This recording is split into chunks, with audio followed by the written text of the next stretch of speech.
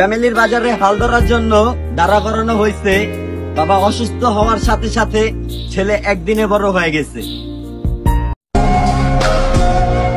পুরুষ কখনো প্রিয়জন হয় না, মৃত্যুর আগ পর্যন্ত শুধু প্রয়োজন হয়ে থেকে যায়। দিন শেষে তারাই হারায়া যায় যারা বলতো তোরে না দেখলে দম বন্ধ হয়ে যায়।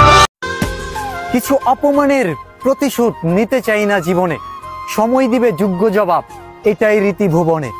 অন্যকে ছোট করে তৃপ্তি যারা পায়, সময় বুঝিয়ে দিবে তাদের যোগ্য স্থান কোথায়।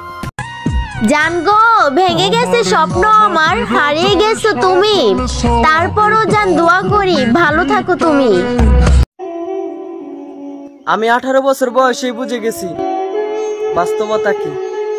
আর আমার বাবা 50 বছর বয়সেও কয়, চিন্তা করিস না বাবা, আমি তো আছি। কান্দিয়া কি বান্দিয়া রাখা যায়, মানুষ যদি স্বেচ্ছায় না থাকে। প্রথম প্রথম সবাই ভালোবাসা দেখায়, সময়ের সাথে সাথে সেটা আবার বলতেও যায়। তাই জীবনে এমন কাউকে ভালোবাসো যে তোমার দিকে তাকিয়ে 1000 বছর কাটিয়ে দিতে পারে, তারপরে তোমার প্রতি মায়া ও ভালোবাসা কখনোই কমবে না।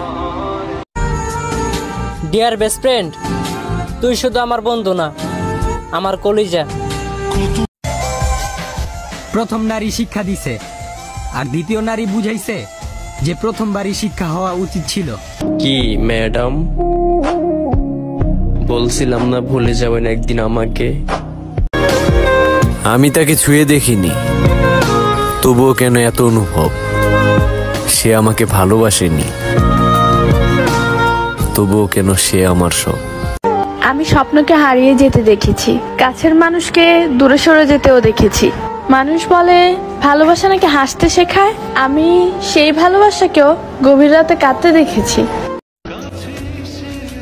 আমার ভালোবাসার কোনো ভাগ হবে না, তুমি আমার মানে শুধুই আমার। নতুন করে আর কারো উপর ক্রাশ খাওয়া লাগে না, কারণ আমার প্রিয় মানুষটা যে সুন্দর, মাশাআল্লাহ। সবাই আমারে কান্দাইছে, হে মৃত্যু তুই একটা বার আমার পাশে দাঁড়াইস।